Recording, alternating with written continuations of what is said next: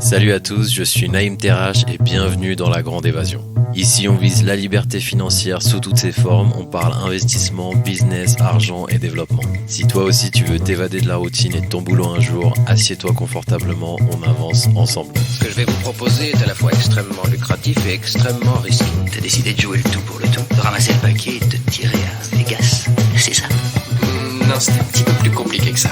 Vous savez, dans notre métier, il vaut mieux passer pour un fou que pour un imbécile. Alors là, vous risquez pas la camisole, vous.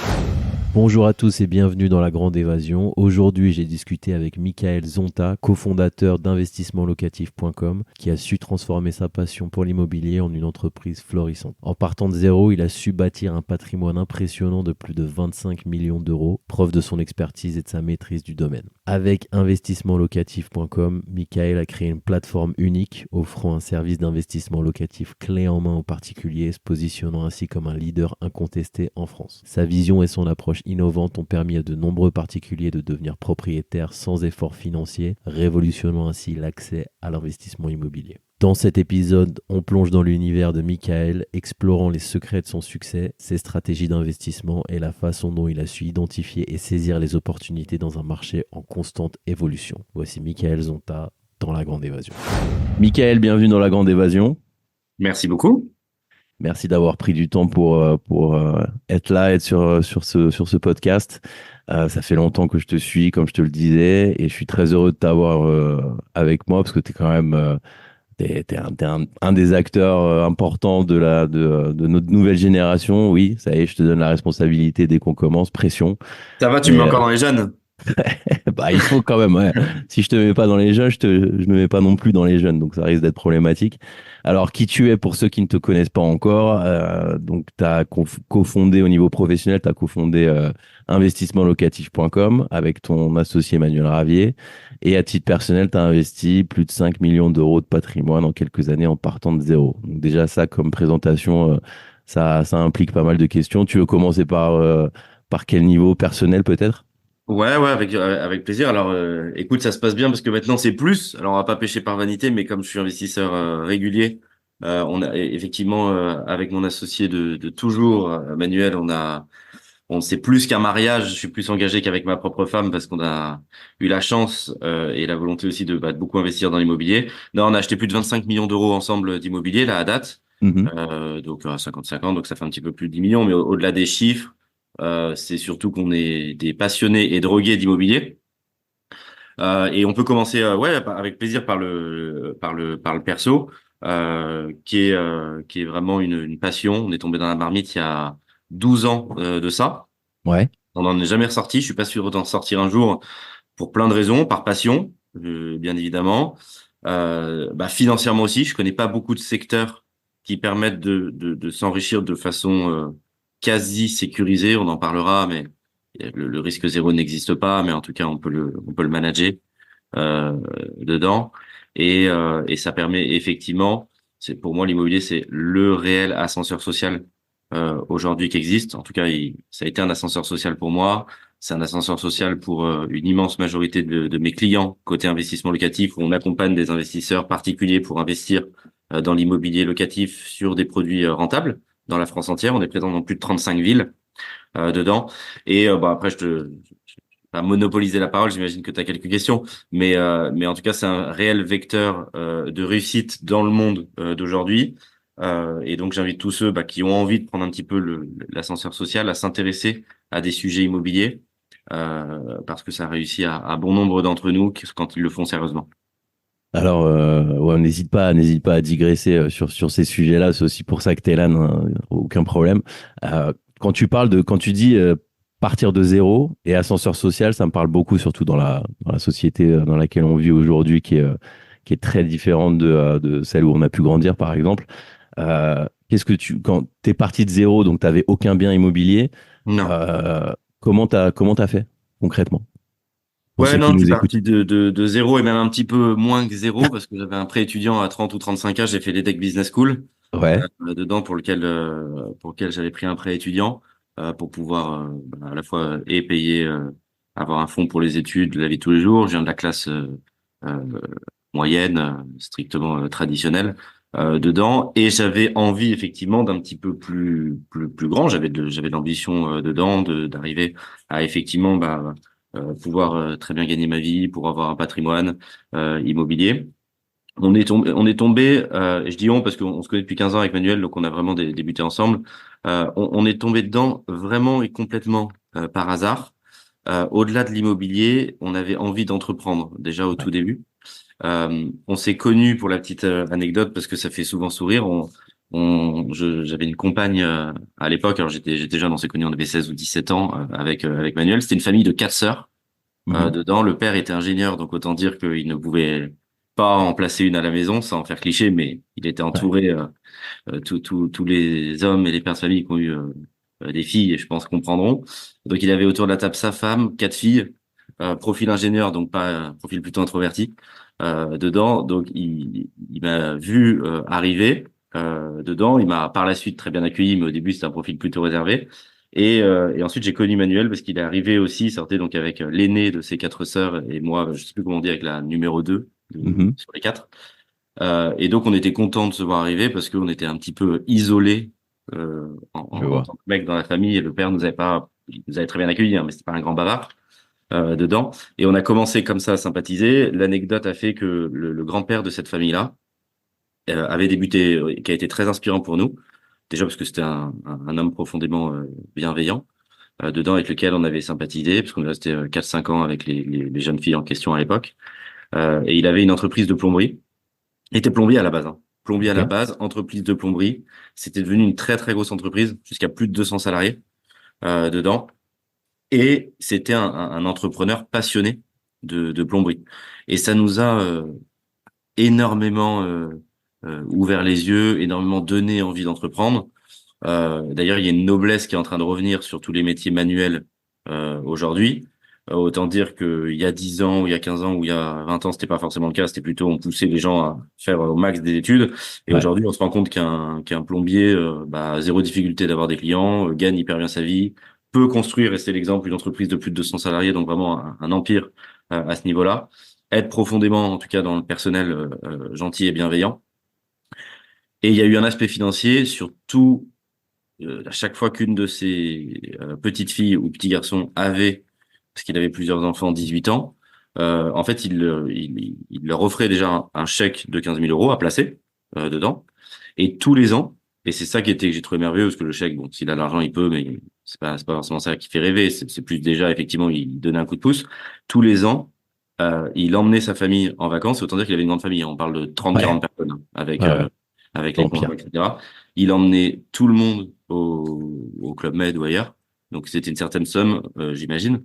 Mais c'est surtout que c'était profondément, il avait ce côté paternaliste, quoi. Et c'était un peu le vrai grand-père comme est tout le monde. Et ça nous a donné un exemple formidable. On s'est dit, la famille était hyper soudée. Sincèrement, j'ai une très belle famille, mais c'était de l'extérieur, c'était une très belle famille à voir, extrêmement soudée.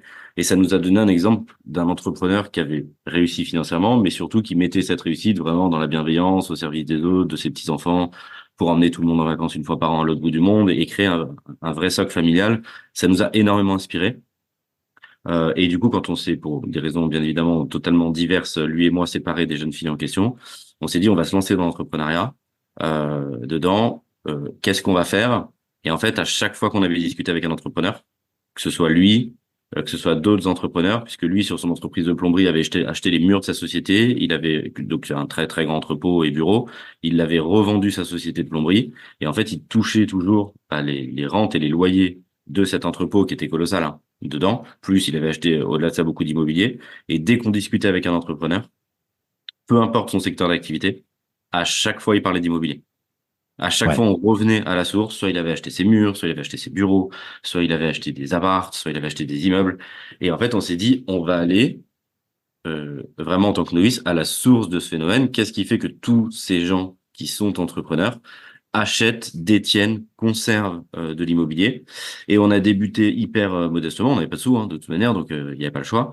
On a débuté hyper modestement en faisant de la location, en faisant de la gestion pour, en fait, les miettes de ce que ne voulaient pas les agences immobilières, puisque le Graal, c'est la transac, quoi. Et derrière, on a commencé à louer des studios à 400 euros, 500 euros. On a commencé à avoir un petit portefeuille, donc vraiment administrateur de biens, gestion.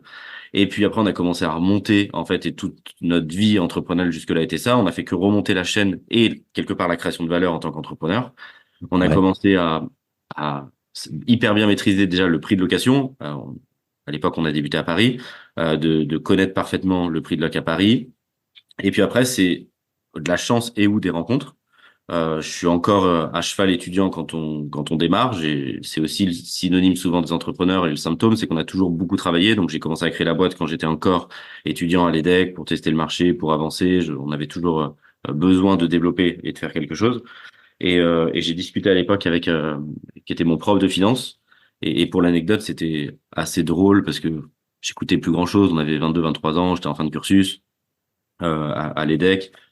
J'étais pas connu. Bon, c'est quand même l'EDEC, c'est une très bonne école, mais je suis pas considéré comme étant un bon élève. Je suis toujours passé juste ras au-dessus de l'eau et Mhm. pas véritablement en bossant à fond sur toutes les matières scolaires. Puis je sais pas, je discute, je suis au fond, je suis avec une copine, on est proche de la fin de l'année. En plus, je me rappelle parfaitement parce qu'il vient de me coller un 7/20 et il me dit bon, arrêtez, je suis avec une copine à l'époque, ça va, vous avez 22 ans, on est en fin de cursus, je vais quand même pas devoir vous séparer. Et elle lui lance cette phrase qui m'a beaucoup aidé par la suite. Elle lui dit bon, de toute manière, il s'en fout. Lui, il vend sa boîte. Et du Mhm. coup, il me dit tu m'attends à la fin de l'heure, Waouh. je veux te parler. Et je me dis il va m'engueuler. Et à la fin, il me reçoit, il me dit, tu montes ta boîte dans quoi, etc. Alors je lui dis, bah dans l'immobilier, mais sur le principe location-gestion au début. Et voilà, c'est une agence immobilière pour les jeunes, donc on avait marketé, etc. Le truc, c'est pas qu'une agence immo lambda. Et il me dit, ok, est-ce que tu cherches des fonds? Moi, j'adore l'immo. Et lui, Waouh. pareil, il est prof de finance.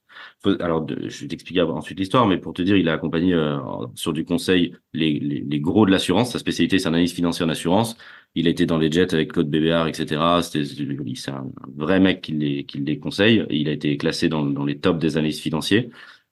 Et puis après, pour plein de raisons, bon, sa femme lui a dit soit tu lèves le pied, soit on se sépare. Donc il a fini avec une activité de consulting et prof en école de commerce plus une activité de consulting. Et il me dit, je lui explique tout le concept, on est déjà ensemble. Et il me dit, bah moi c'est ok, je te donne un peu d'argent, je prends un peu de part de capital. C'est très faible hein. Au début, ils me prennent 15 000 euros, ils me ramènent avec 15 000 euros, mais on parle vraiment, on a zéro. Moi j'ai 5 000 euros sur mon compte, quoi. Génial. Et on Ouais. démarre avec 50, 60 000 euros dedans, il investit. Et il me dit, j'adore l'immobilier. Si tu me trouves des bonnes affaires, dis-moi, je les achète. Et c'est là, en fait, où il est aussi hyper malin. Il s'est dit, je vais prendre un jeune qui, quelque part, équivalent chasseur immobilier. Bien Et sûr. les fonds que j'ai mis, il va peut-être me les faire gagner instantanément parce qu'il va me trouver une bonne affaire. Et dans tous les cas, même si demain il plante la boîte, je veux dire, 15 Ouais. 000, c'est beaucoup et pas beaucoup d'argent. Sur un deal IMO, il va peut-être me faire gagner 50 000 en un coup, quoi. Et ça démarre comme ça, je lui trouve un deal. Ok. Je m'en souviendrai toujours parce que ça marque les premières opérations. Paris 19, c'est quelqu'un qui vend. Historiquement, il a rassemblé de l'autre copropriété. Il y a deux appartes dedans. Et donc, je vois, parce que je commence à connaître le métier, et je dis, bah, on peut les rediviser. Je connais parfaitement les prix de location parce que j'ai fait des milliers de locations sur les 2 dernières années dedans. Je connais absolument rien aux travaux. Je connais pas grand-chose sur un deal d'investissement. Mais bon, je fais la budgétisation. Et je m'en souviendrai tout le temps parce que il était toujours à droite à gauche dedans et pas toujours à Paris. Je l'appelle, je lui dis, je t'ai trouvé quelque chose. Et l'opération, elle fait 350 ou 400 000 en bas de ligne sur la division des deux apparts. Hein, ça doit faire un studio en T2 dans les prix parisiens d'il y a 10 ans. Et il me dit au téléphone, OK, c'est bon, je l'achète. Vas-y, c'est bon, fais une offre. Waouh. Et en fait, moi, je bug parce qu'à l'époque, je pense même pas qu'on peut vendre un bien à distance sans l'avoir visité Ouais. dedans. Et donc, il fait directement une offre au téléphone, complètement à distance.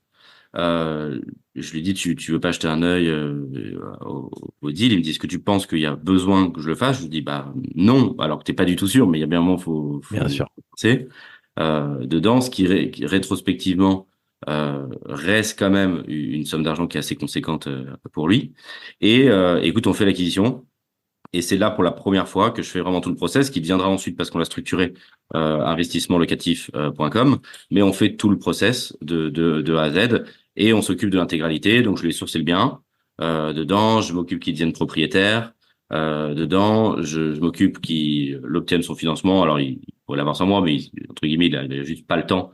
Donc on gère tout le deal pour lui. Je m'occupe, je le mets chez un courtier, je fais ses plans qui, à mon avis, rétrospectivement, sont dégueulasses par rapport à ce qu'on sait faire aujourd'hui, parce que je ne suis pas architecte, mais entre guillemets, ça fonctionne. Je vais tous les jours sur le chantier parce que j'ai une pression de ouf, Bah ouais. où je me dis, il ne faut pas que ça faille. Dedans, je fais le suivi de travaux, on lui fait la log gestion, ça se passe hyper bien. Dedans, on fait tout le déroulé. Et en fait, on fait la première opération. Pour avoir un ordre de grandeur par rapport à aujourd'hui, ça génère 8% de rentabilité brute à Paris, ce qui est juste Ce qui est énorme. incroyable, ouais. Pour donner un ordre d'idée aux auditeurs, téléspectateurs qui regardent, ça génère aujourd'hui, je sais pas, la moyenne parisienne est à 2 points. Et on va générer, nous, au travers d'investissement locatif, quand on parle de Paris 4-5, on fait des opérations jusqu'à plus de 10 points de rentabilité, mais en dehors, bien évidemment, de Paris. Donc, ce qui est d'opération pour lui extraordinaire, parce s'il revend à la découpe directement une plus-value, et en plus, il a un cash flow positif à Paris, et il a mis, je sais pas, 10 points d'apport, 20 000 euros, je pense, 8 points d'apport sur l'opération. Ça démarre comme ça, et là, on se dit, bah, on commence à voir qu'on tient quelque chose. On se dit, bah, écoute, on tient quelque chose, ça s'est bien passé. Et après, bah, au fil de l'eau, et là, si je te le fais en accéléré sur 10 ans, on ouvre des villes, on structure, on embauche des gens 1000 fois meilleurs que nous aux différents postes, et on structure complètement cette activité. Et je le dis pas de façon jalouse, hein, mais qu'on crée vraiment au début, parce que ça n'existe pas, l'investissement locatif clé en main. On a rien inventé, mais on a assemblé Ouais. différents métiers qui sont devenus, bah, aujourd'hui, ce qui est devenu un très gros business, l'investissement locatif clé en main dedans. Et aujourd'hui, on a un petit peu plus de 100 collaborateurs salariés et aussi, bien évidemment, des externes, des mandataires ou autres. C'est à peu près 200 collaborateurs en tout, dont 100 salariés à l'intérieur. Et donc, des chasseurs immobiliers qui vont sourcer les meilleurs deals. Donc, leur job en interne, c'est d'avoir du réseau avec des marchands de biens, d'autres agences, avocats, notaires et autres, toute personne susceptible d'avoir une bonne affaire de près ou de loin. La plupart du temps avec des travaux parce que ça nous permet de l'acheter moins cher. On s'occupe derrière, nos archis vont prendre le projet et le penser directement pour du locatif, ce qui fait une grosse différence parce qu'une des erreurs majeures, on pourra peut-être en parler après, mais c'est de mettre du sentiment dans l'immobilier et donc de vouloir se faire plaisir, de se laisser emballer dedans, alors que là, on va le percevoir. On fait, je pense, vraiment de la top qualité, mais dans le sens financier, de le percevoir sur est-ce qu'on fait un T2, est-ce qu'on fait une coloc, est-ce qu'on le divise, de le réhabiliter pour qu'il génère le plus de revenus locatifs. On le meuble, on le décore pour des raisons de fiscalité et de rentabilité. Et puis, on a conservé historiquement le premier métier par lequel on avait commencé, qui était l'administration de biens. Et derrière, on a une filiale qui s'occupe de louer et gérer. Donc, on loue et on gère plus de 2000 biens en France dedans. Et on a fait plus de 3000 opérations sur ce type-là dedans. Et ensuite, c'est le marché qui s'est démocratisé aujourd'hui, qu'on connaît un petit peu plus et qui fait qu'on peut se créer des revenus locatifs et alternatifs en déléguant en fait 100% de l'opération. Et ce qui était novateur et la grande différence, c'est qu'on prenait nos responsabilités sur l'intégralité de la chaîne. Ce qu'avait l'habitude de connaître les clients historiquement, c'est et bien évidemment, je tape pas sur la profession puisque je suis dedans, mais les très bons sales se reconnaîtront là-dedans. C'était de dire, bah voilà, vous côtoyez un agent IMO ou quelqu'un, il va vous dire, bah voilà, il y a 20 000 de travaux, mais en fait, il y a peut-être pas 20 000. Je dis pas que du tout qu'il veut mentir, hein. Je dis que le 20 000 qui est dans sa tête et pas du tout le 20 000 qui est dans la tête du client, qui quelque part veut soit quelque chose des fois de plus haut de gamme ou autre, soit parce qu'il pense que c'est une rénovation totale, alors que dans la tête de celui qui lui dit c'est un rafraîchissement. Idem sur le prix de location. Certains vont dire, voilà, ça se loue 600. En fait, c'est pas 600, c'est 500. Et en fait, très souvent, dans la réalité, c'était même l'inverse. C'était, on disait, ça se loue 600. En fait, ça se loue 700. C'est parce qu'il y a un vrai marché premium donc là, on le prend, c'est en la faveur du client, qui était un peu inconnu des agents immobiliers, je dirais, traditionnels ou ceux qui font pas de la loc et qui font de la transac pure. Donc, ce qui était novateur, c'était le fait de dire, vraiment, on va prendre nos responsabilités sur l'intégralité de la chaîne, sur vraiment toute la partie travaux, sur toute la partie location. Et il y a un interlocuteur qui reste le même jusqu'à la fin et je vais pas être trimballé de main en main avec en tout cas des gens dont la responsabilité s'arrête après l'achat, s'arrête après les travaux ou s'arrête après la location. Là, ce qui est innovateur, c'était d'accompagner le client vraiment sur l'intégralité. Et c'est ça aussi qui a fait le succès, c'était qu'il y avait une expérience client qui était poussée beaucoup plus loin que ce qu'ils avaient l'habitude de connaître. Alors, il y a beaucoup d'aspects. Quand tu as commencé par l'administration de biens, quand par exemple les gens qui se lancent voudraient se dire traditionnellement, bah vas-y, je vais acheter mon premier bien et je vais voir comment ça marche et je vais apprendre, etc. Toi, c'était plus en mode satellite. Du coup, tu as fait plein de deals, tu as regardé, tu as observé, tu as connu le prix du marché, tous les détails. Et après, tu as fait ton premier investissement. C'est assez différent de ce qu'on peut faire naturellement, quoi. Ouais, exactement. Et tu me parles aussi de sentiment, quand tu as le sentiment tu sais, les émotions qui se mélangent souvent. On a souvent des croyances un peu limitantes sur l'immobilier quand tu n'as jamais fait d'opération, quand tu connais rien, et que tu vois quand même que c'est un truc qui, voilà, qui peut te faire un ascenseur social. Les loyers impayés, les trucs, tu vois, les travaux, tu te fais arnaquer dans les travaux, je vais jamais avoir de crédit, tous ces trucs-là. Toi, qu'est-ce que tu en penses? Bah, déjà, la première chose que je voudrais dire à ceux qui nous regardent ou qui nous écoutent, c'est moi, il y a vraiment, j'ai vraiment eu un déclic et heureusement, je l'ai eu assez jeune quand j'ai compris qu'on pouvait acheter un appart. Alors, à l'époque, mettre zéro apport. Aujourd'hui, c'est plus très vrai, il faut en mettre un petit peu, mais sincèrement, ça reste extrêmement faible par rapport au gain qui est en face. Mais même, disons, voilà, participer à hauteur de 5, 7, 8, 9, 10% max d'apport initialement, et que le reste, c'est la banque qui le met, et qu'ensuite, c'est les loyers qui vont payer la dette. Bah, moi, le jour où j'ai compris ça, ce qui en fait, soit beaucoup de personnes sont au courant de ça, mais se disent, ouais, mais en fait, c'est juste fou. Quoi, je Ouais, veux dire, si tu pouvais le faire sur ton iPhone, si tu pouvais le faire sur ta voiture, quoi, je veux dire, tout le monde roulera en Porsche, quoi, tu vois ce que je veux dire? ouais, ouais.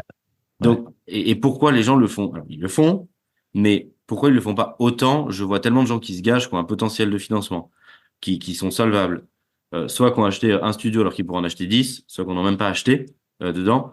Mais je comprends, 10, 12 ans après, je comprends toujours pas, parce que je me dis vraiment, c'est comme si tu vas voir ta banque, elle te dit, je te prête 300 000. Tu rentres chez toi, c'est comme si sur la table du salon, il y a 300 000 euros en cash, et que tu dis, bon, non, non, je les prends pas, quoi. Ouais.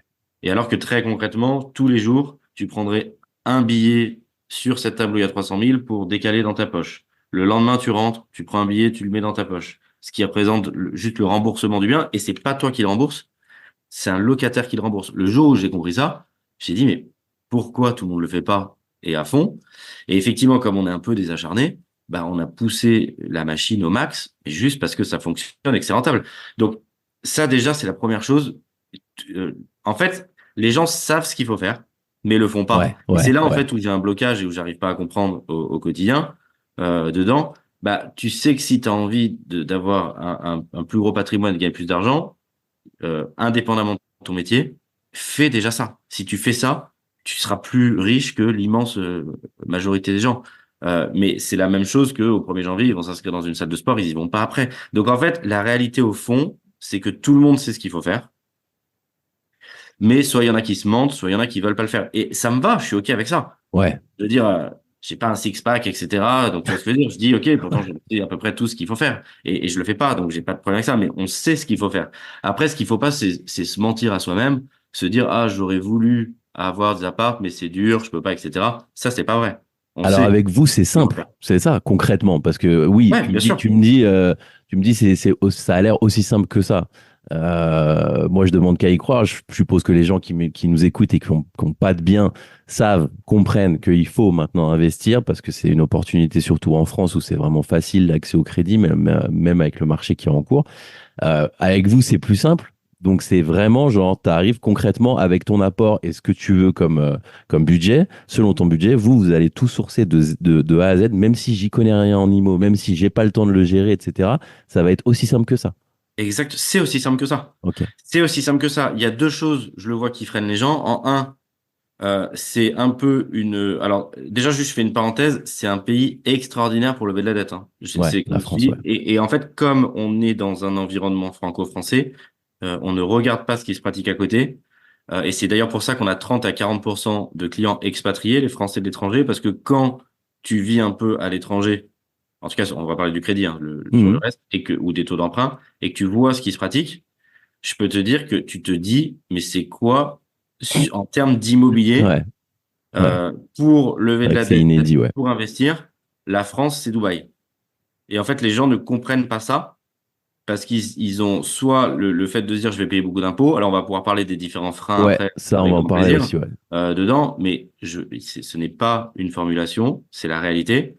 Pour l'immobilier, la France, c'est Dubaï. Donc, ça sert à rien. Des fois, j'entends des mecs qui disent, ah, je voulais aller investir en Bulgarie, en machin. Si tu veux, Ouais. à Bali et tout, je dis pas que c'est pas bien, c'est génial, j'ai des potes qui l'ont fait, machin, il n'y a pas de problème. Mais il n'y a pas de l'effet de levier. Tu dois faire du 100% cash. Or, ce qui t'enrichit, C'est c'est l'effet l'effet de de levier. Ouais.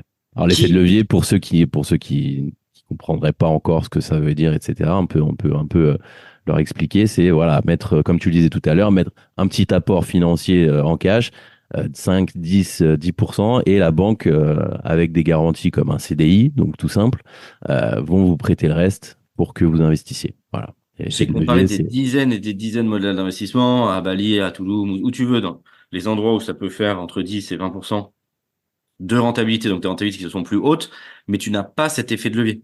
Et du coup, tu t'enrichis beaucoup moins, parce que déjà, bon, il y a une barrière d'entrée qui est plus haute, mais même au-delà de ça, si les gens peuvent le faire, bah, en fait, c'est ton argent que tu fais tourner. Alors que de l'autre côté, tu vas faire tourner l'argent de quelqu'un d'autre à hauteur de 90% dedans, et du coup, c'est pas toi qui rembourse la dette. Donc, c'est un modèle, mais qui est juste extraordinaire à l'intérieur de ça. Est-ce que c'est aussi facile que ça? Oui. Après, il y a le côté franco-français qui, quelquefois, ils vont se dire, c'est très français d'avoir un peu une difficulté de payer des honoraires pour du service. ok. Alors C'est-à-dire que tu parles de ton business model, c'est ça? non, de tout. Si tu regardes un Français, il va toujours essayer, il va Ouais. plus difficilement que d'autres nationalités de culture percevoir la notion de service. La réalité, c'est que l'immense majorité de nos frères, on se rémunère à hauteur de 8% du projet, pour donner un ordre d'idée à ceux qui regardent. Pareil, j'en parlerai en fiscalité, etc. C'est pas le vrai coût réel dedans. Et en plus, on va chercher des biens qu'ils pourraient pas avoir par eux-mêmes et pour lesquels ils sont décotés. Donc, l'immense majorité de nos frais sont déjà amortis dès l'achat. Mais tu sais, c'est très français de dire ma bagnole est cassée. Avant de l'emmener chez le garagiste, parce qu'on le sait, Ouais. c'est tous des escrocs, machin, etc. En gros, tu vois un peu la culture comme ça du Ouais. cliché. 100%. Dedans, bah, je vais préférer passer tout le dimanche à essayer de la réparer, Ouais. galérer, pas être avec mes enfants, mettre les mains dans le cambouis et peut-être quand même le lundi devoir l'emmener chez le garagiste parce que j'y suis pas arrivé et en fait avoir perdu un peu les deux. C'est un peu ça le sujet. Tous ceux qui ont un poil la culture du service comprennent bah, qu'on peut en fait dans l'imaginaire collectif ce n'est pas possible de payer et de gagner de l'argent. En fait, quand tu payes, dans Ouais. l'imaginaire collectif, tu perds de l'argent. Personne peut penser que l'expert comptable, ils vont se dire, je paye un expert comptable, en fait, il me prend de l'argent. Ouais, ouais, Non, non. sur le conseil, il peut t'en faire aussi. Ouais. Tu peux t'en faire et Gagner puis tu te fais gagner beaucoup. du temps, de l'énergie que tu peux dédier ailleurs, etc., Et etc. il connaît plein de choses en fiscalité qui font qu'en deux, trois conseils, il peut largement amortir pour l'année ses frais d'expertise comptable. En tout cas, nous, c'est ce qu'on Absolument. vit au quotidien en termes d'optimisation et de fiscalité.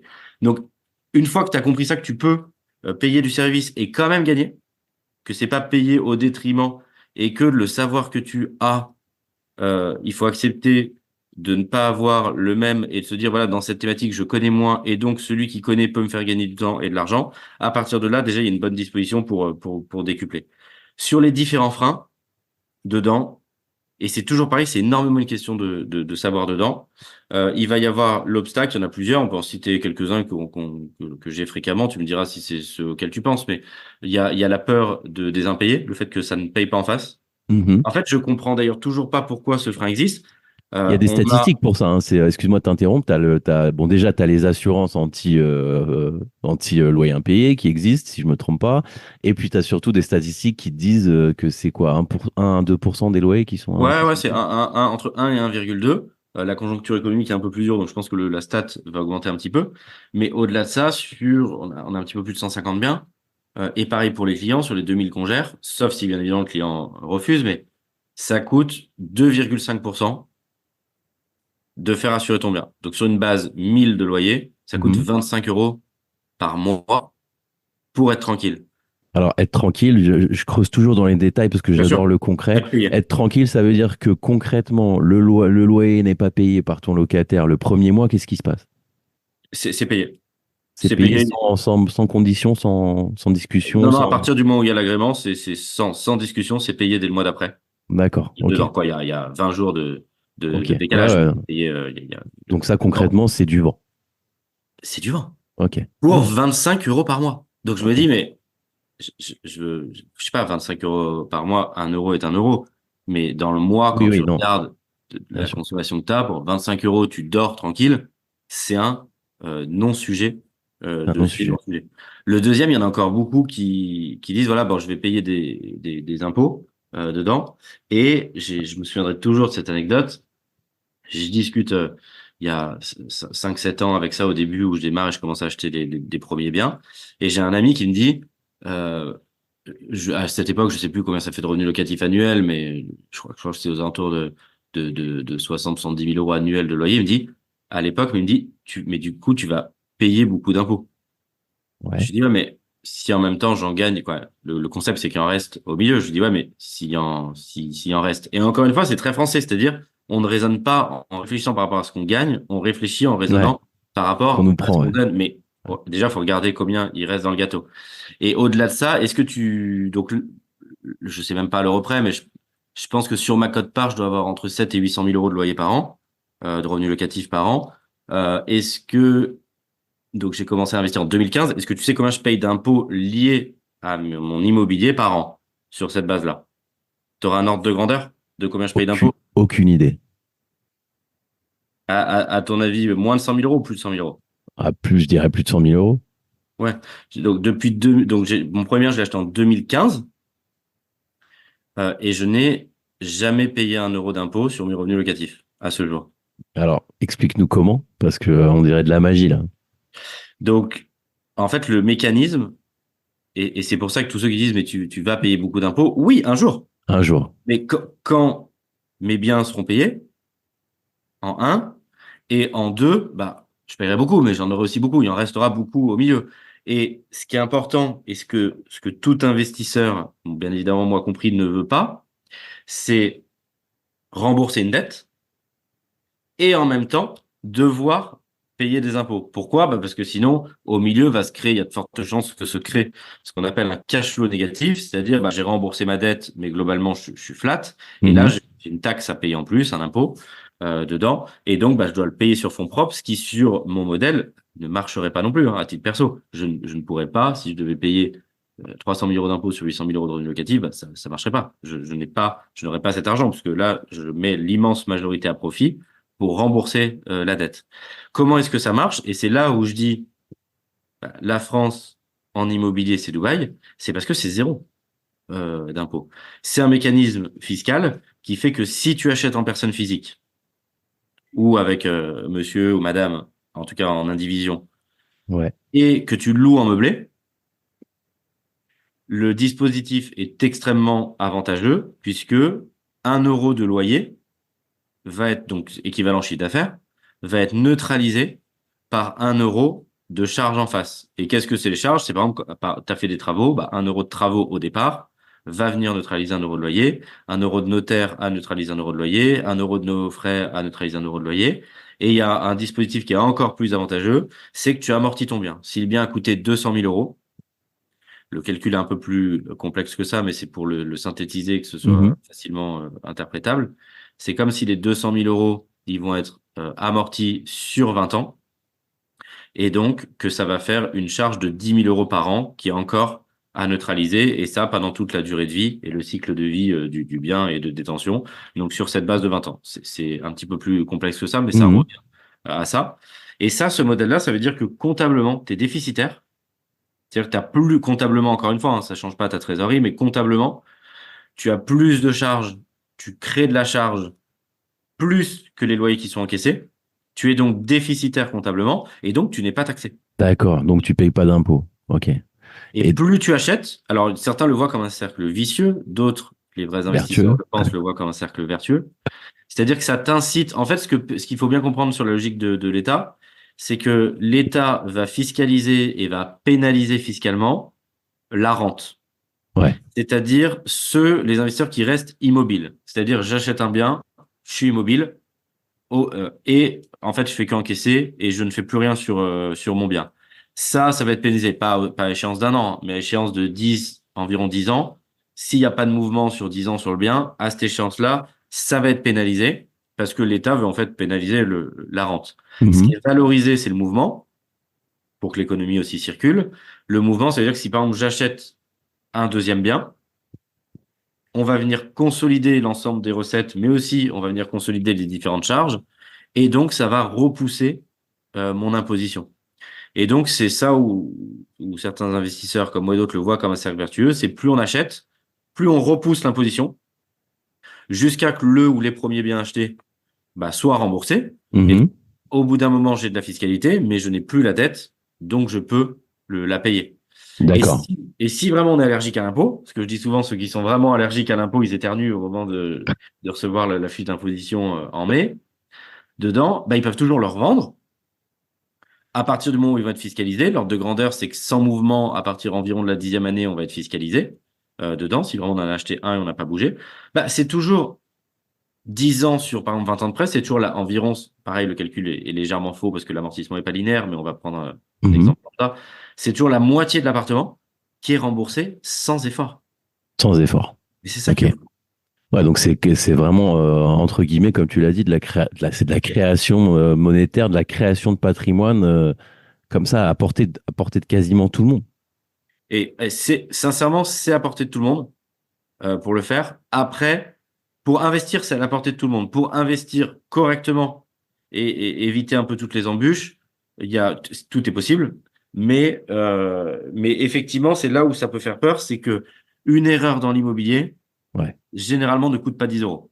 Et c'est là où, effectivement, ça peut faire peur et qu'il y a une notion d'expertise. Et c'est pareil dans les gains. C'est quand on le gère bien, ça rapporte beaucoup d'argent. Et quand on le gère mal, ça coûte aussi beaucoup d'argent. C'est vraiment dans les deux sens. Et c'est pas juste, je vais gagner 10 euros ou je vais perdre derrière 10 Ouais. euros. Ouais, c'est là où votre expertise elle prend du sens et là où vous prenez vos honoraires aussi, ça justifie, comme tu le disais tout à l'heure avec l'exemple de l'expert comptable qui te charge un prix, un premium.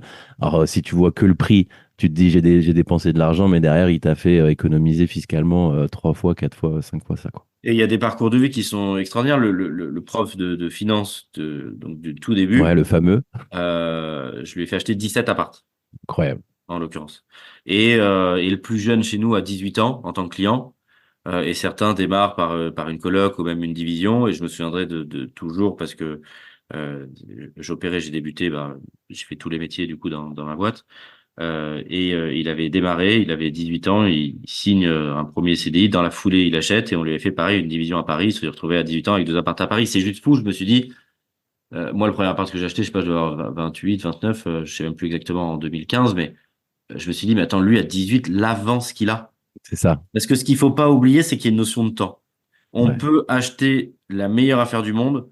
Si on l'achète à 40 ans, celui qui a acheté à 18 sera, c'est pas la compète, hein, mais sera toujours plus riche. Parce bien que lui, il sûr. sera déjà proprio. Il y aura plus de crédit. Le Donc, temps joue énormément. Ouais. il a déjà son appart cash.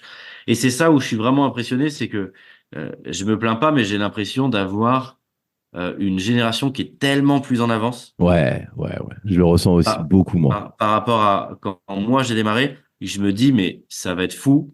Il y en a certains, sincèrement, qui vont construire des empires et des fortunes parce que ils sont beaucoup plus matures Que dans nous. la gestion financière que ce que je l'étais. Sincèrement, ils ont 10 ans d'avance.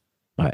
Alors moi, je n'ai pas du tout d'immobilier. D'ailleurs, on pourra peut-être en parler un jour Ouais, avec plaisir. avec grand plaisir. Mais moi, je suis plus sur les investissements, tu sais, fonds ETF, etc., à long terme, que j'ai commencé il y a quelques années. Et je ressens vraiment la même chose, cette même tendance-là dont tu parles.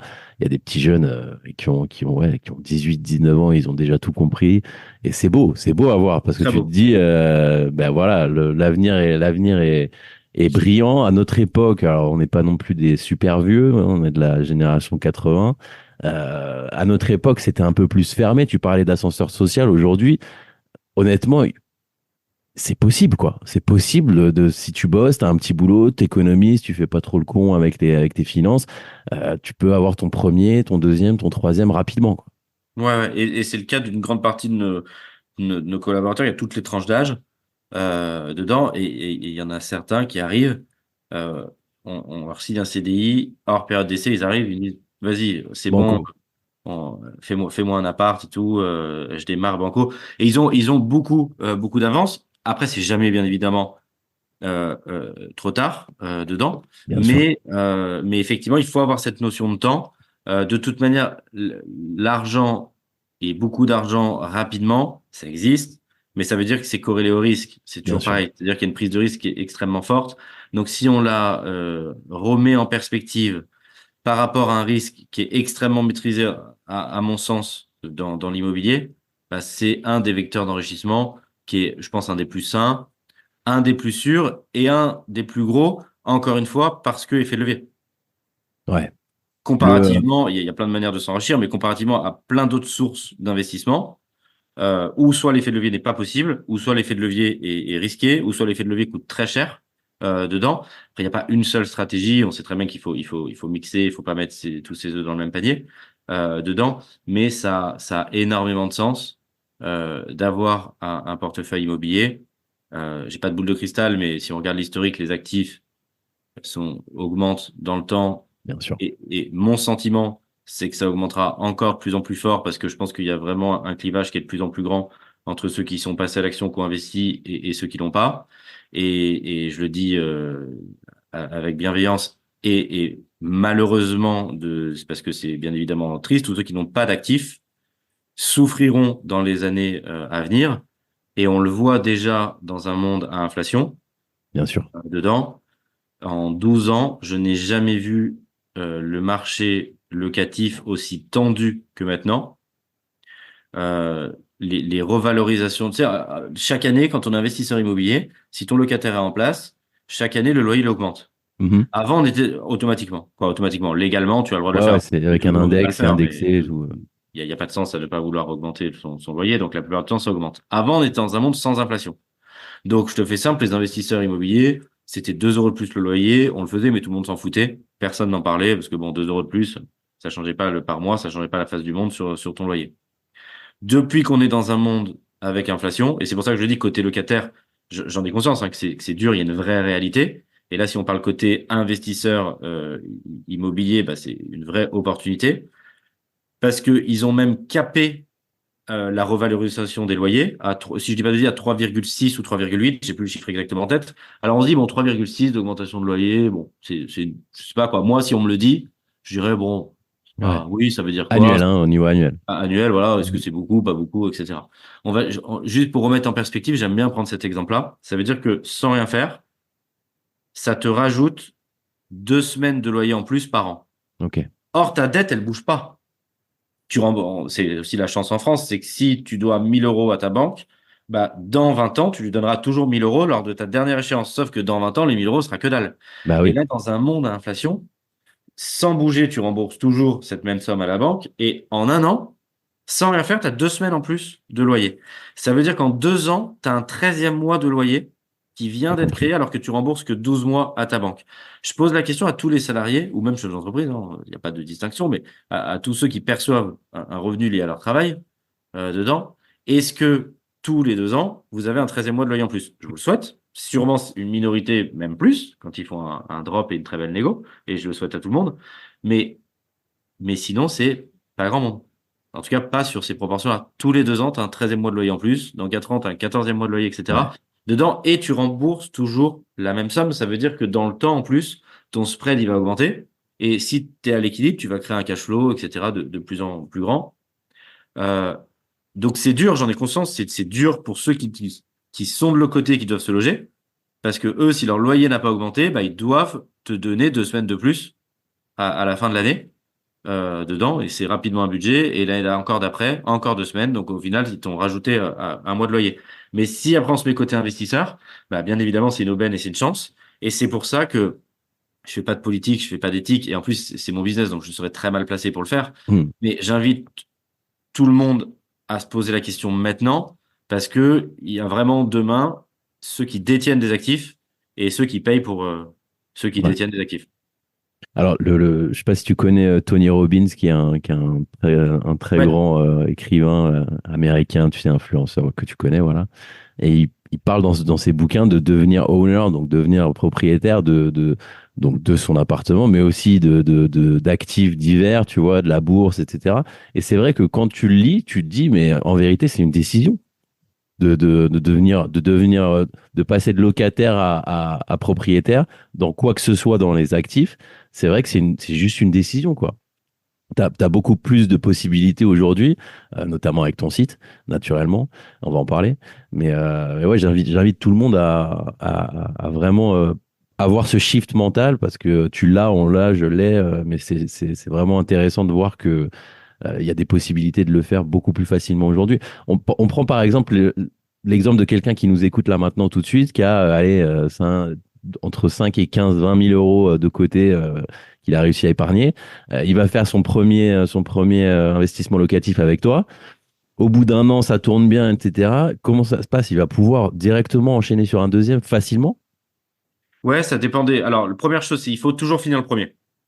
D'accord. Parce que, indépendamment de la personne, si elle a de l'argent, pas de l'argent, même si elle avait 100 000 euros sur ses comptes et qu'elle elle fait une première petite opération par rapport à son patrimoine et qu'elle veut recommencer, la banque va toujours vouloir, dans la gestion du risque, que l'argent rentre avant de financer la deuxième opération. Alors, Euh, excuse-moi de t'interrompre, juste pour bien comprendre, finir le premier, ça veut dire quoi? ça veut dire vraiment avoir fini l'opération, trouver un locataire, signer un bail, que ce locataire bah, voilà, paye son premier mois de loyer avant de pouvoir enchaîner une seconde opération. Logique. En tout cas, avec la même banque. Après, on peut toujours avoir des cas où on va chercher une deuxième banque, mais sans rentrer Ah, bien sûr. dans des choses complexes ou un poil border qui peuvent exister et qui peuvent fonctionner, hein. Mais si on Mhm. prend vraiment un cas simple, c'est en termes de, et je pense que c'est sain, en termes de gestion du risque par la banque, elle va vouloir être sûre que l'investisseur bah voilà, a terminé, que l'argent rentre, bien évidemment pour se protéger elle, et indirectement pour le protéger lui et pas se mettre en difficulté. Donc déjà, c'est pouvoir voilà, finir la première avant de lancer la seconde opération. Dans la question générale qui est posée, que c'est que ce soit sur la deuxième, la troisième, la quatrième ou autre, quel est le degré et jusqu'où, entre guillemets, chacun peut aller? Est-ce que tout le monde aura des dizaines d'appart? Non. Est-ce que tout le monde veut des dizaines d'appart? Non non plus. Parce que certains vont se dire, voilà, moi j'en veux juste un ou deux, parce que c'est déjà top, et c'est déjà top, et il n'y a pas besoin de toute manière déjà d'en avoir 10. Le sujet est, en un, l'immobilier va me permettre d'aller plus loin que ce pourquoi financièrement je suis prédestiné au début. Donc déjà, encore une fois, notion d'ascenseur social, et de se dire, je vais pouvoir en faire plus. Deuxième notion plus technique, de dire comment, si la question est comment techniquement, on peut enchaîner les différents biens. En un, si la banque a financé le premier bien, elle est ressollicitée pour financer le deuxième bien, elle bloque. Le premier sujet, d'aller chercher différents partenaires. Pourquoi?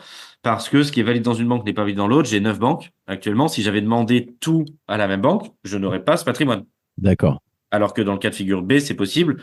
Pas parce que la deuxième banque s'en fout, c'est que c'est la gestion du risque. La banque qui a déjà prêté peut-être 100 ou 200 000 euros n'a pas forcément envie de prêter en tout sur la tête d'une seule personne 500 dedans. Or, la banque B, si c'est vierge, bah, Ouais. son degré de risque est plus faible forcément. Donc, il y a déjà la ventilation des partenaires.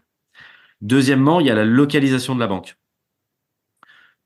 C'est comme ça qu'on a pu démarrer. Euh, je vis aujourd'hui à Paris. À la base, j'étais originaire de Grenoble et j'ai fait des études à Lille. Euh, si je vais solliciter, même encore aujourd'hui, hein, si je vais, alors j'ai des banques parisiennes aujourd'hui, mais si je vais solliciter une banque à Paris pour un projet à 200 000 euros, je vais être le plus petit des clients puisque c'est même pas le prix pour une petite résidence principale. Donc, je vous invite vraiment à, par rapport à votre projet, devenir le gros client d'une petite banque et pas le petit client d'une grosse banque. Parce que c'est comme ça que ça a marché, c'est comme ça que ça a débuté. Le premier bien que j'ai acheté, c'était une division en 3 appartements à Paris. J'ai eu plus de 20 refus sur cette demande de crédit. Et entre la 20 et la 25e demande, j'ai trouvé un accord.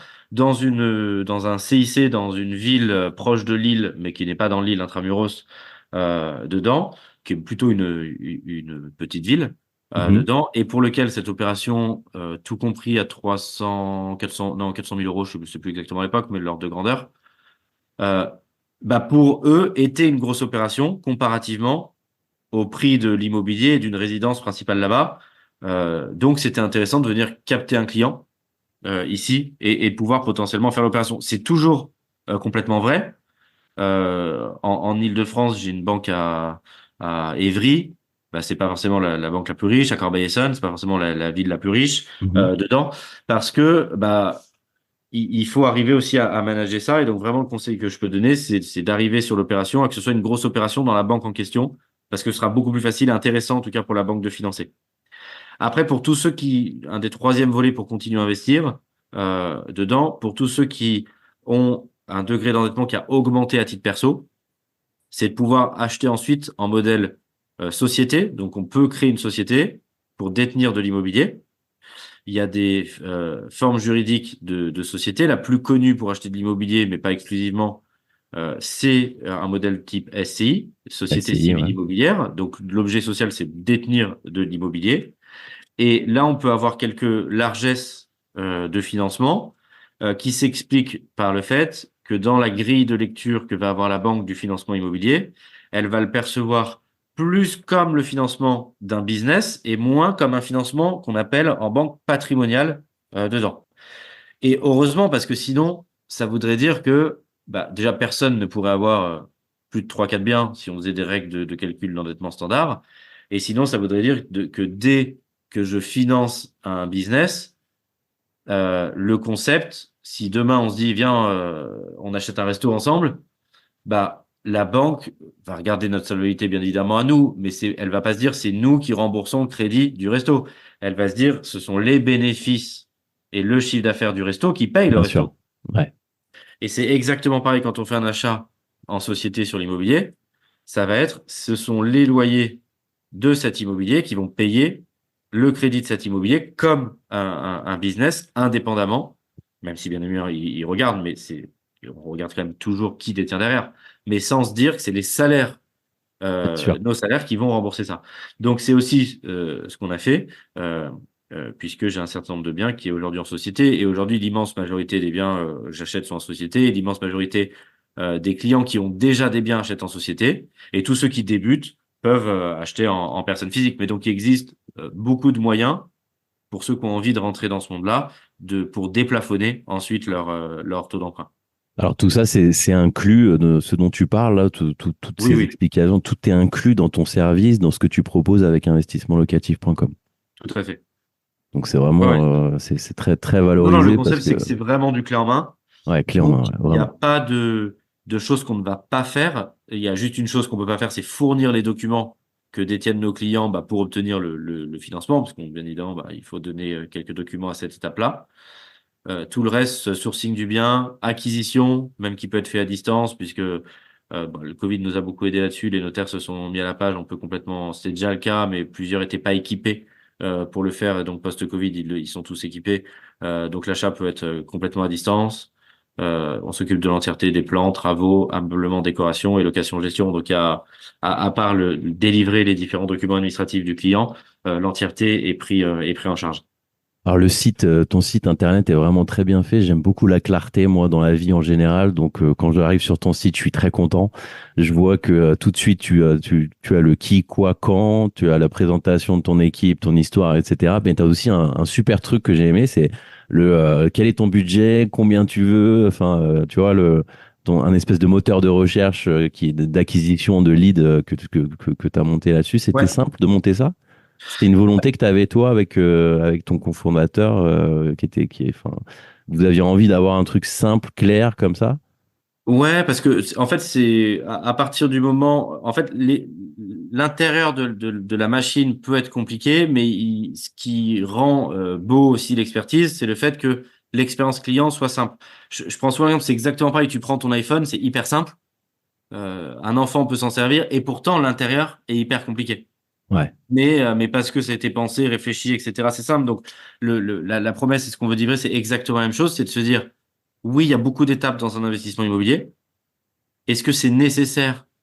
Et est-ce que ce pourquoi le client paye, bah, c'est de savoir que c'est une expertise et que c'est compliqué? Non, il faut juste que pour lui, ce soit fluide et que ce soit simple dedans, parce que c'est ce pourquoi il paye, et que ce soit l'expérience client soit la plus fluide possible. Donc ouais, c'est ce qu'on recherche à travers ça dedans, pour que euh, son investissement dans l'immobilier bah, soit le plus accessible, et bien évidemment l'accompagner pour qu'il ait le plus possible envie de renouveler l'expérience et de se constituer un patrimoine immobilier pour le sécuriser au maximum. est-ce que vous êtes entouré pour faire ce site au tout début, quand vous avez lancé, vous êtes entouré ou vous avez tout fait tout seul? Comment s'est passé le lancement? Ouais, non, non, il y a beaucoup on a beaucoup de, alors nous, ce qu'on aime bien, alors c'est mon associé qui gère toute la partie market. Ce qu'on aime bien, mais que ce soit sur le market ou ailleurs, euh, en fait, ce qui est très difficile sur ces thématiques-là, c'est de pouvoir même embaucher en interne, parce que ça évolue tellement rapidement et il y a des secteurs de niche qui sont tellement pointus que sur certains aspects, dont l'acquisition, lead, gestion de la pub, on va plutôt sur ces thématiques-là s'entourer de gens experts dans cette niche-là, que ce soit sur Meta, que ce soit sur Mhm. Ads, que ce soit sur le taux de transfo, le taux de rebond et autres. Dedans, donc non, il y a une belle panoplie d'experts autour sur chaque thématique qui interviennent. Sur le SEO énorme, c'est un boulot énormissime, mais on est hyper bien référencé. J'invite tous ceux qui veulent en faire l'expérience, taper, voilà. Mhm. D'ailleurs, je vais pas influencer, tapez ce que vous voulez si vous cherchez à Ouais. investir dans l'immobilier. Bah ouais, Euh, vous êtes très bien référencé, ouais. Normalement, Il y a donc eu on un a une gros travail acquisition de. naturelle là-dedans Ouais. qu'on couple bien évidemment avec du payant. Et historiquement, ce qui nous avait très bien lancé, c'est qu'on a une chaîne YouTube qui s'appelle Investissement Locatif. On a un petit peu plus de 60 000 abonnés dessus. On l'avait lancé en 2014 ou 2015, ce qui était pareil, ce qui aujourd'hui est traditionnel, ce qui à l'époque était aussi assez Un novateur parce que pari, ouais. C'était un c'était peu un pas pari. aussi développé que ça. Ouais. YouTube était très connu, mais le fait d'avoir une chaîne pour son entreprise et de montrer ce qu'on faisait était pas extrêmement développé. Et en fait, ce qu'ont bien aimé les clients et ce qu'on essaye le plus régulièrement possible toujours de faire, c'est à la fois de montrer ce qu'on fait pour les clients, de montrer des clients, de montrer des OP, et aussi de montrer ce qu'on fait nous pour nous. Et c'est ça qui fonctionne toujours très très bien. C'est plutôt que de faire de la pub dite tradie, venez investir dans Ouais. l'immobilier, on est les plus beaux, on est les plus gentils, on est les meilleurs. C'est juste de dire, bon, on oublie ça et on va juste se dire, voilà, on est investisseur, voici ce que nous on fait pour nous, et voici ce qu'on peut faire pour vous, c'est-à-dire la même chose que pour nous dans les villes de France. Et ça, en fait, ça marche hyper bien. Et je pense que c'est, bien évidemment que c'est de l'acquisition, il y a un côté pub, mais il y a un côté très sain parce que combien de personnes vendent des choses qu'ils ne consomment pas eux-mêmes? Ouais. Ça, c'est vraiment ça, c'est le gimmick qui fonctionne bien, c'est documenter plutôt que créer une offre, documenter exactement ce que tu fais le matin quand tu te lèves. Je regardais une vidéo en préparant un petit peu l'épisode sur un immeuble de rapport que tu vas visiter avec quelqu'un qui te suit en caméra et dans la voiture et jusqu'à dans l'appartement, dans l'immeuble. Ça, je trouve qu'il n'y a rien de mieux pour la crédibilité parce que Non, il y a rien de... Et les c'est gens dans le appellent réel, quoi. et ils disent, je voudrais ça. Est-ce que tu peux me faire la même Ouais, chose? voilà, c'est ça. Ouais. Et en même temps, on est très à l'aise avec ça parce que du coup, en fait, c'est ce qu'on fait pour les C'est ce que clients, tu fais, c'est ouais. ce qu'on achète nous. Donc, il n'y a pas de... Oui, bien évidemment que c'est de la pub et c'est de la com, mais en même temps, c'est sain parce que c'est juste exactement ce qu'on fait. Donc, au quotidien, et c'est surtout ce qu'on consomme. Et à chaque fois que vous consommez quelque chose qui a un peu de valeur, je vous invite vraiment, et c'est un bon test, à demander à celui qui vous le vend, est-ce qu'il en détient de ce produit ou de ce service qu'il fait. Et vous allez être assez surpris quelquefois Surtout chez les assureurs et chez et chez les conseillers en patrimoine, sans, on va pas citer de nom, ils sont tous gentils, mais on va pas citer de nom, mais on a beaucoup de clients, gestionnaires de patrimoine, on va le dire comme ça. je vois. Alors là, tout le monde est en panique, comme d'habitude, quand il y a un crack sur l'immobilier. Là, l'immobilier est pas très en forme depuis quelque temps. On enregistre cette émission en décembre 2023. Toi, c'est ton point de vue sur sur cette période un petit peu difficile pour tout le monde, pour l'immobilier? Ouais. Euh, En fait, je trouve que c'est un. Alors déjà, c'est des cycles. En fait, si on prend de la hauteur, mais comme beaucoup de business et comme l'immobilier, c'est des cycles. Et pour être dedans, euh, je suis affolé d'un truc. Non, bah déjà, c'est que j'ai envie de tout acheter. Parce que du coup, je vois qu'il y a des négos et autres. Alors, j'en achète encore et beaucoup, mais on aimerait toujours acheter plus dedans parce qu'il y a des choses où je retrouve des prix d'il y a 3 4 ans. Donc, Ouais, je suis comme un fou. Premier sujet. Deuxième sujet, entrepreneurial, qui n'a là rien à voir avec l'immobilier. Je suis comme un fou aussi. Parce que, en fait, je suis en train de comprendre et j'ai compris avec le cycle dans lequel on est, pourquoi les entrepreneurs s'enrichissent le plus pendant les crises. alors Je explique-nous l'avais, pourquoi. je l'avais jamais vécu, donc j'ai pas compris. Je savais pas, je savais, j'avais entendu cette phrase, mais je ne comprenais pas de l'intérieur pourquoi. Et le fait qu'il y ait une crise, c'est un transfert de richesse et je viens de le comprendre assez récemment d'ailleurs. Bah, déjà en un sur l'IMO, bah, parce que tu as que les vrais investisseurs qui comprennent qui restent, c'est-à-dire ceux qui sont là pour faire les plus grosses affaires et on les accompagne et on fait des affaires de fou. Ça veut pas dire qu'avant on n'en faisait pas, mais avant le marché il partait plutôt à l'inverse, c'est-à-dire la valeur ajoutée c'était déjà d'arriver à tenir le deal parce que de toute manière il allait se vendre. C'était un Hmm. non-sujet. Donc le sujet était d'arriver à tenir le deal, et en fait c'était une course de vitesse et d'être premier dedans. Là, il y a de tout. Il y a des biens pas intéressants qui traînent sur le marché, etc. Bien évidemment qu'il faut éliminer. Et à l'intérieur de ça, il y a des biens qui peuvent subir une excellente négo et qui font que dès que le marché va repartir, l'investisseur a un gap assez fou. En sachant que la bonne technique aujourd'hui, c'est je négocie un prix bas, donc je fais une bonne affaire à l'achat, je prends le taux que j'ai qui est plus haut que ce qu'on a connu historiquement. Et quand les taux vont rebaisser, parce que c'est déjà un acquis et c'est déjà sûr, la question c'est quand. Mais bon, tout le monde est à peu près calé pour se dire que rentrée 2024, ça va commencer à baisser. Donc en gros, il y a 6 à 9 mois de très grosses fenêtres de tir sur les prix. Dès que le signal va commencer à dire que les taux baissent, alors est-ce que ça baissera? Je pense pas. Mais globalement, si on se retrouve aux alentours entre 2 et 3, on sait que ça va repartir comme en 40. Du coup, le vrai sujet qui est une fenêtre de tir entre 0 et 9 mois pour tous ceux qui veulent faire des bonnes affaires. Donc là, il y a tous ceux qui ont compris ça, qui achètent à des prix qu'ils n'auront plus d'ici un an. Et par contre, dans un an, quand les taux vont baisser, ils vont renégocier leurs prêts. Et en fait, ils vont avoir cumulé le meilleur des deux mondes. C'est ce qu'on fait aussi, encore une fois, à titre perso. On prend le taux qu'on nous donne et par contre, on a un top prix et on prend le taux qu'on nous donne, qui est celui d'aujourd'hui, 4, 4,5. Et demain, quand ça baisse, je renégocie mon taux à 2,5, 3. Et du coup, je me retrouve avec un bon prix et un bon taux. Alors ça, c'est quelque chose que les gens, pareil, que les gens généralement ne savent pas ou alors se disent non, non, je peux pas tout, mais tu peux arriver à renégocier le taux d'intérêt de ton prêt avec ton banquier ou avec ton courtier ou comme ça. Tu arrives et Ah tu ouais, leur ouais. dis voilà, comment ça se passe concrètement? Parce qu'il y a des gens, bah, pour toi, c'est normal parce que c'est ton métier, mais des gens lambda comme toi, comme moi, enfin comme moi, qui connaissent pas vraiment, dont c'est pas le métier, ils savent pas. Tu attends, j'ai pris un crédit à X%, selon quoi je vais arriver voir le banquier. Donc, c'est quoi les leviers que tu utilises pour changer ça? En même temps, c'est pas facile et c'est pas à la portée de tous parce qu'il faut avoir un ordinateur, il faut avoir une connexion Internet, il faut écrire un mail à son banquier en disant est-ce que Tu me vous pouvez me taquines là. faire, est-ce que vous pouvez me faire une proposition? Sinon, je fais racheter mon prêt. Et là, il répond, il envoie l'avenant, il faut le signer. Mais ouais, en Ok, gros, c'est c'est ça. aussi simple Non, que je ça. taquine. Ouais, c'est aussi simple que ça. Ok, Non, non, c'est vraiment aussi simple que ça. En fait, si là, par exemple, si je signe à 4,5 un prêt, imaginons dans 2 ans, c'est à 2,5. ouais.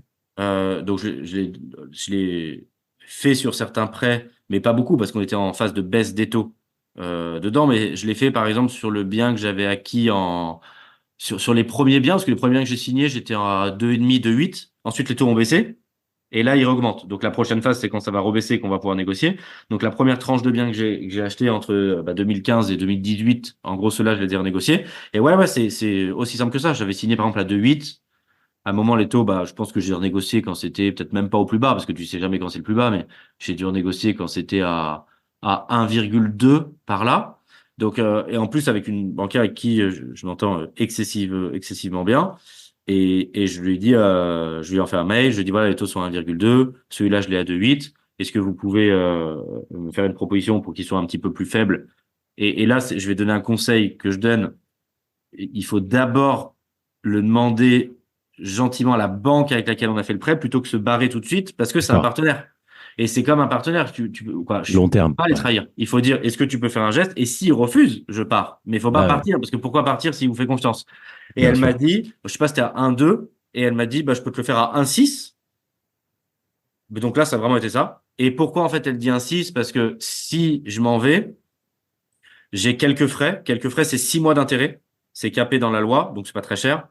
Et donc, en fait, si je m'en vais et que j'ai 1,2, plus je paye quelques frais, autant mieux que je signe un Oui, 6. oui, C'est la bien même sûr. chose. Donc, elle va pas se mettre au taux marché parce qu'elle sait qu'il y a quelques frais, mais c'est de bonne guerre. Et en même Mhm. temps, j'étais hyper gagnant. Ça me permet de pas perdre un partenaire. Elle envoie un avenant, je signe. La mensualité a baissé de 80 euros le mois d'après, quoi.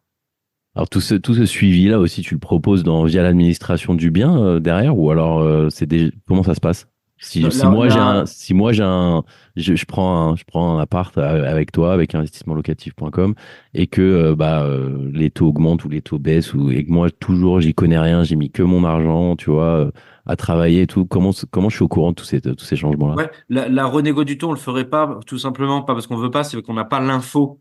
On n'a pas l'info dans notre data de combien il a pu passer par sa banque Et donc, on sait qu'il a son prêt, mais on n'a pas forcément l'offre de prêt scannée. Si le client veut pas la scanner, on n'a pas la data du taux. Mais pareil, si le client posait la question ou le dirait, je veux dire, ce serait pas tarifé, on lui dirait exactement le process, ce qu'il faut faire et on le conseillerait dessus. Donc là, il y a vraiment cette période-là qui est extrêmement propice pour avoir un bon prix et demain négocier un bon taux. Et là, c'est le strike absolu, hein. Parce que du coup, avant, j'avais des prix plutôt hauts, en tout cas dans un marché haussier, dedans, qui pousse toujours vers le haut et des taux bas. Et là, je peux me retrouver avec un appart avec un très bon prix et demain un taux bas. Donc, j'ai le meilleur des deux mondes. Et après, pourquoi en ce moment il y a un transfert de richesse qui est extraordinaire? Pour ça, déjà parce que ceux qui ont compris ça mettent la main sur des biens qui étaient à 20-30% plus chers il y a 2-3 ans. Et sur le côté entrepreneurial, parce que l'année dernière, on a acheté un petit acteur concurrent qui s'appelle Everinvest, qu'on a consolidé. On a racheté plus récemment la marque et le site MyExpat, qui était pareil, un concurrent en taille un petit peu plus petit par rapport à nous dedans. Et donc, je le conçois par rapport à ça, c'est-à-dire que tous ceux qui ont une difficulté entrepreneuriale, mais c'était sûrement la même chose sur les restaurants au Covid, hein, ni plus ni moins, dedans, ça vous permet de mettre la main sur des actifs sur lesquels vous n'auriez jamais pu mettre la main. Ouais. Qui sont bradés vu la situation, quoi. Ouais, ou alors à un prix beaucoup plus élevé. Et là, il y a un transfert de richesse qui s'opère, qui est juste impressionnant. Et tous ceux qui sont dans ce business ou dans d'autres peuvent percevoir et comprendre ce que j'évoque avec la croissance externe. Et donc là, il y a un véritable cycle qui va permettre à des sociétés de se renforcer. Et quand les prix vont remonter, de surfer aussi, les prix ou la tension du marché va remonter, de surfer toute la hausse depuis le début du cycle, Ouais. quoi. Alors, Et pas d'arriver après la guerre. Tu fais de l'acquisition, là, tu viens d'en parler. J'ai vu aussi que tu étais aussi business angel. Tu étais dans le seed invest. Tu as investi dans 2 boîtes, si je ne me trompe pas, de ce que Ouais. j'ai vu. Est-ce que tu peux nous en parler un petit peu? Ouais, bien sûr. J'ai investi par intérêt parce que je crois au business model, mais par intégrer aussi dans l'écosystème sur une boîte qui est top, que j'adore vraiment beaucoup. Les 2 fondateurs sont géniaux, qui s'appelle Piloc, Piloc. Ils ont un outil, un SaaS, qui permet de réconcilier les paiements donc par IBAN virtuel. Alors c'est pour tout type de business, hein. Moi je vais l'appliquer sur l'immobilier, mais on peut l'imaginer sur plein de business. En fait, ça va vraiment enlever beaucoup de travail sur la partie comptable ou autre. Nous, on est en train de plugger leur solution sur nos outils de gestion pour que quand un locataire paye son loyer, il a un IBAN virtuel dédié. Et donc, c'est automatiquement réconcilié et ça va nous permettre demain de payer beaucoup plus rapidement nos clients puisque ça va supprimer cette étape pour nos comptables en interne de réconciliation bancaire. On a aussi beaucoup de sujets où c'est le père ou le beau-père ou la belle-mère qui paye pour l'enfant, donc c'est pas le même nom.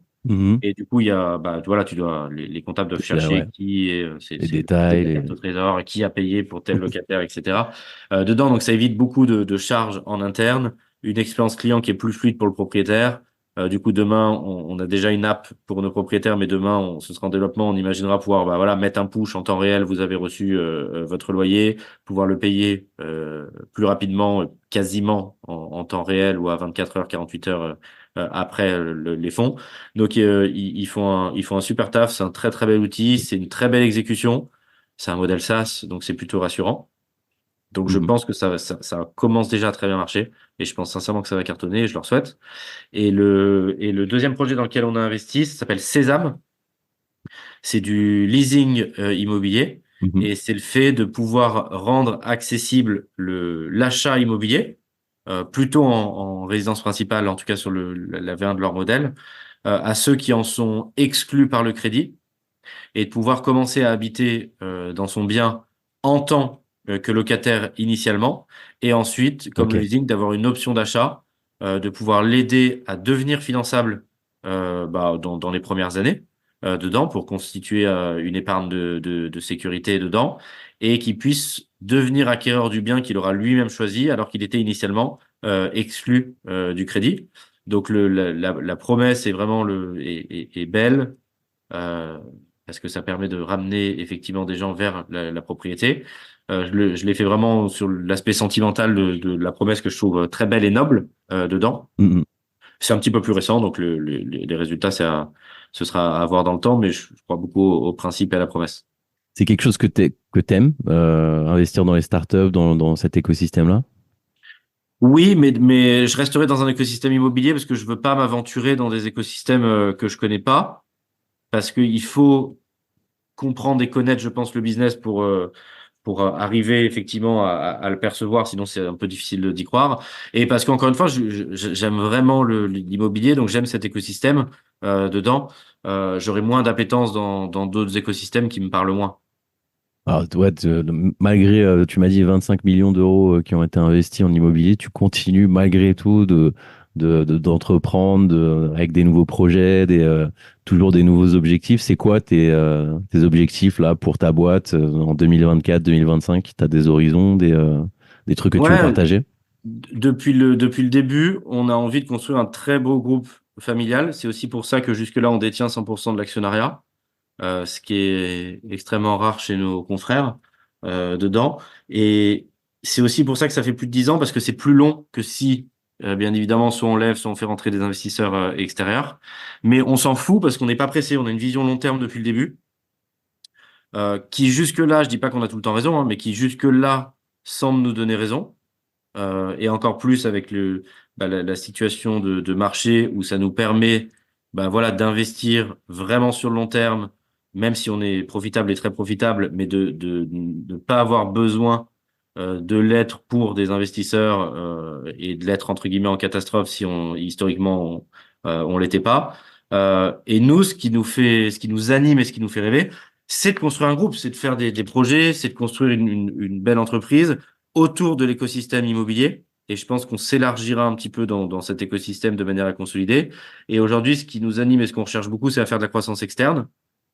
Donc, par exemple, s'il y en a qui nous écoutent et qui cherchent à nous rejoindre, ce sera avec grand plaisir parce qu'on cherche vraiment à consolider tout cet écosystème immobilier pour pouvoir avoir le groupe le plus gros possible dans l'investissement immobilier au sens large pour pouvoir accompagner nos clients sur toutes les thématiques. Et on peut imaginer encore venir, bien évidemment, augmenter en volume beaucoup puisqu'on reste petit dans le monde de l'immobilier. À date. Et on peut imaginer encore faire énormément de choses, énormément de produits et de services autour de cet écosystème. Donc le but est de servir au mieux les investisseurs sur toutes les thématiques. Donc l'ambition est de pouvoir consolider en croissance interne et externe différents produits et services pour en faire un très beau et grand groupe. Et c'est ça qui nous anime. C'est pas, bien évidemment, l'argent est une récompense à ça. Bien sûr. Ça nous anime, mais ça nous anime à long terme. Déjà en un, parce qu'effectivement, on a la chance à court terme que ça fonctionne bien. Donc, ça changera un petit peu plus ou un petit peu moins, ça changera pas le quotidien. Et donc, par contre, ce qui va changer le quotidien, c'est le fait de se challenger et de se dire qu'on peut le faire, qu'on peut construire ce très beau et gros groupe immobilier. Et on a envie de rentrer dans la cour des grands. On n'est pas pressé. Si ça doit prendre encore 10 ans, ça prendra 10 ans. Et les belles choses mettent du temps. Donc, c'est ça qui est Bon. important. Michael, je te remercie beaucoup d'avoir participé à cette émission qui touche à sa fin. Merci pour le temps que tu m'as accordé. Si tu veux laisser un dernier mot pour ceux qui nous écoutent, c'est le moment. Ouais, avec grand plaisir. J'espère que ça vous aura donné un petit pic de motivation et de dopamine. Et ce que j'espère pas, c'est que vous soyez sous perfusion de dopamine en passant de vidéo en vidéo et de podcast en podcast, parce qu'il y a une autre réalité derrière. Il faut que cette dopamine soit au service de l'action. Et c'est vraiment tout le mal que je vous souhaite. Donc, je vous souhaite de pouvoir vous inspirer, mais surtout de passer à l'action derrière, parce que sinon, ça a le côté extrêmement déceptif d'être sous perfusion de dopamine. Donc, je vous donne rendez-vous de l'autre côté, du côté de ceux qui passent à l'action, et pour qu'on se voit dans un appart ou un immeuble. Eh ben, la phase de vente est faite, donc vous avez juste à cliquer maintenant, vous posez vos écouteurs si vous nous écoutez, vous allez dans les commentaires de l'émission, dans les show notes, et il y a un lien vers investissementlocatif.com et Michael et son équipe seront là pour vous faire passer à l'action. Michael, merci pour ton beaucoup invitation. d'avoir participé à la Grande Évasion et on se reverra sûrement sur Paris ou ailleurs. Et je te souhaite le meilleur. En tout cas, merci pour ta vision Avec et plaisir, pour le merci temps que tu nous as accordé. Ciao à tous, bye bye. Si vous pensez que l'épisode peut intéresser quelqu'un, foncez, lui envoyez le lien. Si vous avez des questions, n'hésitez pas à m'envoyer un message, je laisserai un lien en description. Et d'ici là, restez connectés. Je suis Naïm Terrache et le but, c'est la grande évasion.